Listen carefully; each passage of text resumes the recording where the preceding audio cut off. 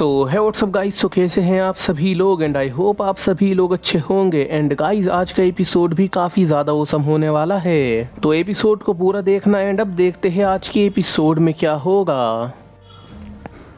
तो हम देखते हैं कि ऐश और लियोन के बीच में अब फाइनल राउंड हो रहा होता है, जहां पर ऐश अपने सुप्रीम पिकाचू का यूज कर रहा होता है और लियोन भी अपने एंसेंट ड्रैगन इवोल्व चारिज़ार्ड का यूज कर रहा होता है। दोनों पोकेमोन एक दूसरे पे अपने अपने रश कर देते हैं। पिकाचू अपना वोल्ट टैकल कर देता है, दूसरी तरफ से चारिज़ार्ड भी अपना फ्लेयर रश कर देता है। उसके बाद ये दोनों पोकेमोन एक दूसरे से टकरा जाते हैं। इनके टकराने से इन दोनों पोकेमोन को तो जबरदस्त डैमेज मिलता है, लेकिन इनके टकराने से जो फोर्स पैदा होती है उससे पूरे स्टेडियम में एक टोर्नेडो बन जाता है और उस टोर्नेडो के अंदर ये दोनों पोकेमोन समा जाते हैं। ये टोर्नेडो काफी ज्यादा डेंजरस होता है। इस टोर्नेडो को देखकर ऐश और लियोन शॉक हो जाते हैं। अनाउंसर कह रहा होता है कमाल है, इन दोनों पोकेमोन की पावर इतनी ज्यादा है कि इनकी पावर से प्रोड्यूस हुए फोर्स और एयर की वजह से यहाँ पर एक टोर्नेडो बन गया। ये तो कमाल है। तो सारी ऑडियंस चीयर करने लगती है, चीखने लगती है। ऐश के जितने भी कंपेनियन होते हैं वो ऐश को चीयर कर रहे होते हैं। ऐश और लियोन यही सोच रहे होते हैं कि हम अपने पोकेमोन को इस टोर्नेडो से कैसे बचाएं। जिसके बाद ऐश कहता है पिकाचू टोर्नेडो की डायरेक्शन की तरफ वोल्ट टैकल का यूज करो। तो एकदम पिकाचू टोर्नेडो की डायरेक्शन की तरफ अपना वोल्ट टैकल कर देता है और फिर पिकाचू भी टोर्नेडो के साथ ही घूमने लगता है, जिस वजह से पिकाचू की पावर डबल हो जाती है और फिर सर्कल राउंड में घूमते घूमते पिकाचू की पावर इतनी ज्यादा बढ़ जाती है। उसके बाद फिर पिकाचू के सामने चारिज़ार्ड भी आ जाता है और चारिज़ार्ड इस अटैक से नहीं बच पाता है। पिकाचू का अटैक लगने के बाद यहाँ पर एक काफी ज्यादा बड़ा ब्लास्ट होता है और ये टोर्नेडो भी खत्म हो जाता है और चारिज़ार्ड एक झटके से नीचे गिरता है और डैमेज होता है बहुत ज्यादा।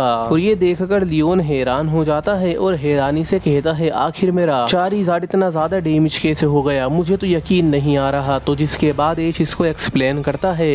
ऐश कहता है सुनो लियोन, ये तो हो नहीं था क्योंकि मैंने अपने पिकाचू को वोल्ट टैकल करने के लिए कहा, वो भी टोर्नेडो की डायरेक्शन की ओर, जिस वजह से पिकाचू की वोल्ट टैकल करने की पावर डबल हो गई। क्योंकि पिकाचू की स्पीड के साथ साथ पिकाचू को टोर्नेडो की स्पीड भी मिल रही थी और फिर वो अटैक तुम्हारे चारिज़ार्ड को लगा, जिस वजह से चारिज़ार्ड की ऐसी हालत हो गई। तो ये सुनकर लियोन शॉक हो जाता है और पोकेमोन मास्टर रेश भी ऐश की ऐसी इंटेलिजेंस को देखकर उससे इम्प्रेस हो जाते हैं। बट लियोन कहता है चारिज़ार्ड चलो खड़े हो जाओ, हिम्मत करो। जिसके बाद चारिज़ार्ड भी अपनी पावर को आखिरी लिमिट तक लेके जाता है और बैटल करने के लिए खड़ा हो जाता है। उसके बाद फिर लियोन अपने चारिज़ार्ड को फ्लेयर ब्लिट्स अटैक करने के लिए कह देता है। तो एकदम चारिज़ार्ड अपना फ्लेयर ब्लिट्स अटैक कर देता है। तो फिर ऐश भी अपने पिकाचू को उसका supreme thunder air strike attack करने के लिए कह देता है। तो एकदम पिकाचू भी अपना अटैक करके चारिज़ार्ड के अटैक को ब्लॉक कर देता है। फिर ऐश अपने पिकाचू को आयरन टेल करने के लिए कह देता है। तो एकदम पिकाचू अपने आयरन टेल का यूज करता है। दूसरी तरफ से इस अटैक को देखकर लियोन कहता है तुम भी अपने ड्रैगन टेल का यूज करो।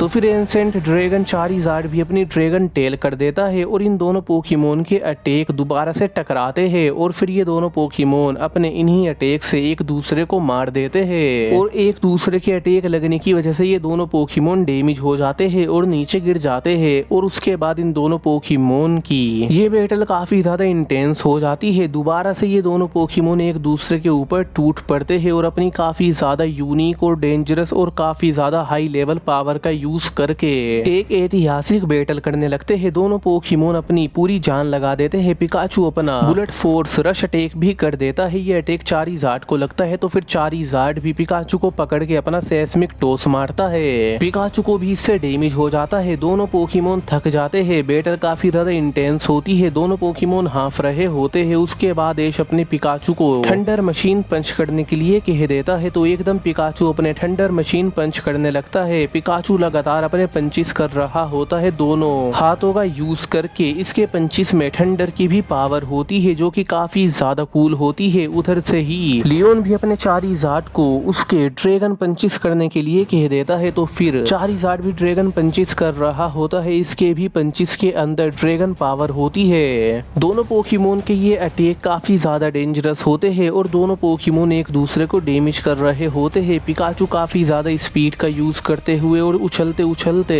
हाई जंप लगा कर चारिज़ार्ड का सामना कर रहा होता है। बैटल देखने में काफी ज्यादा इपिक बन जाती है क्योंकि पिकाचू अपनी आयरन टेल का भी यूज कर रहा होता है और चारिज़ार्ड भी अपने ड्रैगन टेल का यूज कर रहा होता है। उसके बाद दोनों पोकेमोन एक दूसरे को अपने अपने अटैक से डैमेज करके एक दूसरे को दूर फेंक देते हैं और फिर दोनों पोकेमोन काफी ज्यादा थक जाते हैं। दोनों पोकेमोन अब सीधे खड़े हुए होते हैं और मुंह से सांस ले रहे होते हैं। ये देखकर ऐश और लियोन कहते हैं ये बैटल काफी ज्यादा इंटेंस होती जा रही है। ऐश कहता है चाहे कुछ भी हो जाए जीतूंगा तो मैं ही। उधर से लियोन कहता है ऐश नहीं, जीतूंगा तो मैं ही। और ये कहने के बाद फिर ये दोनों ट्रेनर अपने फाइनल स्टैंड ले लेते हैं। इस बैटल को अब खत्म करने का वक्त आ चुका होता है। अनाउंसर कह रहा होता है लगता है दोनों ट्रेनर ने अपना इरादा बना लिया है कि अपने फाइनल अटैक करके इस बैटल को इसके रिजल्ट तक पहुंचा दे। देखने वाली बात होगी कि अब आगे क्या होगा। तो ये सुनकर सारी ऑडियंस काफी ज्यादा चीयर करने लगती है और चीखने लगती है। उसके बाद ऐश कहता है चलो पिकाचू तैयार हो जाओ स्पेशल मूव करने के लिए। सुप्रीम जी इलेक्ट्रोलर मूव का यूज करो। तो एकदम पिकाचू अपने काफी ज्यादा यूनिक और काफी ज्यादा स्पेशल अटैक का यूज करता है। इस अटैक के अंदर पिकाचू अपनी जी मूव को एक शील्ड की तरह अपनी बॉडी के चारों ओर लपेट लेता है। उसके बाद पिकाचू अपने थंडर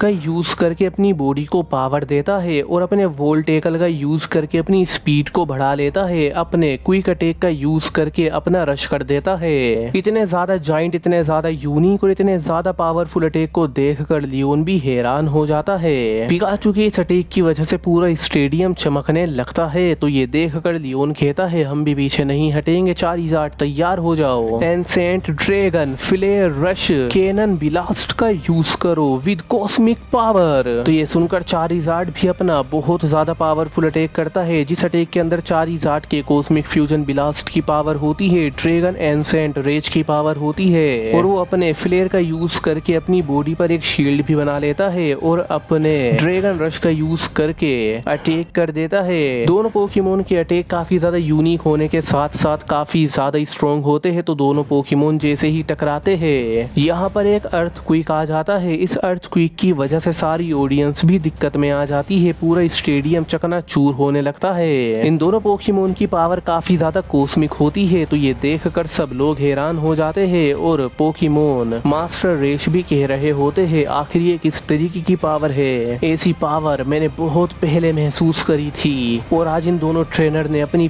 पीक पर जाकर मुझे इसी पावर का एहसास कराया है। ये दोनों ही ट्रेनर लाजवाब है। इस बैटल को दुनिया हजारों साल तक याद रखेगी, मुझे यकीन है। हम देखते हैं कि पूरा स्टेडियम टूट जाता है और ये दोनों पोकेमोन अभी भी अपने अटैक से एक दूसरे को डैमेज कर रहे होते हैं। उसके बाद यहाँ पर काफी ज्यादा बड़े बड़े ब्लास्ट भी होने लगते हैं। दोनों पोकेमोन को इतने ज्यादा डैमेज मिलते हैं कि इन दोनों पोकेमोन की हड्डियां भी जवाब दे देती है, इनकी बोन ब्रेक हो जाती है। लेकिन फिर भी दोनों पोकेमोन हार नहीं मानते हैं। लेकिन फिर दोनों पोकेमोन की ताकत की वजह से यहाँ पर एक सबसे ज्यादा जाइंट ब्लास्ट होता है, एक्सप्लोजन होता है और पिकाचू अपनी और पावर का यूज कर देता है। ऐश कहता है खत्म करो उसे। तो हम देखते हैं कि पिकाचू की पावर की वजह से जो चारिज़ार्ड का हेड स्कल होता है उसमें क्रैक आ जाती है जिस वजह से चारिज़ार्ड के हेड पर काफी ज्यादा बुरी तरीके से प्रेशर पड़ता है और उसका अटैक भी खत्म हो जाता है और चारिज़ार्ड की आंखें भी पलट जाती है और पिकाचू अपना अटैक चारिज़ार्ड को काफी ज्यादा बुरी तरीके से मार देता है और यहाँ पर दोबारा से ब्लास्ट हो जाता है और फिर हम देखते हैं कि चारिज़ार्ड भी नीचे गिर जाता है और पिकाचू भी नीचे गिर जाता है। दोनों पोकेमोन की हालत खराब होती है बट चारिज़ार्ड पूरी तरीके से अनकॉन्शियस हो चुका होता है। रेफरी कह रहा होता है कि कोई भी पोकेमोन खड़ा नहीं हो रहा है, इसका मतलब तो यही है कि ये राउंड भी। इससे पहले रेफरी अपनी बात पूरी करता तो ऐश कहता है नहीं रुकिए। तो रेफरी फिर बैटल फील्ड में देखता है वहाँ पर पिकाचू किसी तरीके से हिम्मत करके खड़ा हो जाता है। वो अपने नॉर्मल फॉर्म में होता है और जख्मी होता है लेकिन बस बैटल को जीतने के लिए वो खड़ा हो पाता है थोड़ी देर के लिए। फिर रेफरी अनाउंस कर देता है कि इस बैटल के विनर है ऐश केचम और ये अनाउंस होते के साथ ही पिकाचू भी नीचे गिरकर बेहोश हो जाता है। लेकिन उसके बाद ऐश अपने पिकाचू को उठा लेता है लेकिन इस बैटल की वजह से लियोन का चारिज़ार्ड अनकॉन्शियस हो चुका है और वो कोमा में भी चला गया है। तो लियोन काफी ज्यादा परेशान हो जाता है। लियोन अपने चारिज़ार्ड को देखता है आकर, उसको समझ में नहीं आता कि मेरे चारिज़ार्ड को क्या हुआ। तभी यहाँ पर फिर कुछ मेडिकल टीम आ जाती है जो चारिज़ार्ड को अपने साथ ले जाती है। उसमें नर्स जोए भी होती है। लियोन भी अपने अपने चारिजाट के साथ चला जाता है। उसके बाद अनाउंसर कहता है तो फैसला हो चुका है, हमें हमारा मैन ऑफ द बैटल्स मिल चुका है। अब पोकेमोन मास्टर रेश बताएंगे कि उन्हें किसके साथ बैटल करनी है इस लीग इस टाइटल के लिए। तो फिर हम देखते हैं कि पोकेमोन मास्टर रेश खड़े हो जाते हैं और काफी ज्यादा कूल स्टाइल में ये अनाउंस करते हैं कि मैं बैटल करूंगा एश केचम के साथ पूरे आज से 1 हफ्ते बाद। तो ये सुनकर सारी ऑडियंस पागल हो जाती है, वो चीखने लगती है, वो काफी ज्यादा एक्साइटेड हो जाती है। और ये अनाउंस करने के बाद पोकेमोन मास्टर रेश यहाँ से चले जाते हैं और रेश को इंतजार होता है 1 हफ्ते बाद का, जब रेश बैटल करेगा पोकेमोन मास्टर रेश के साथ। सो बस गाइज इस एपिसोड में तो इतना ही एंड आई होप आपको ये एपिसोड पसंद आया होगा। So don't forget to like share and subscribe.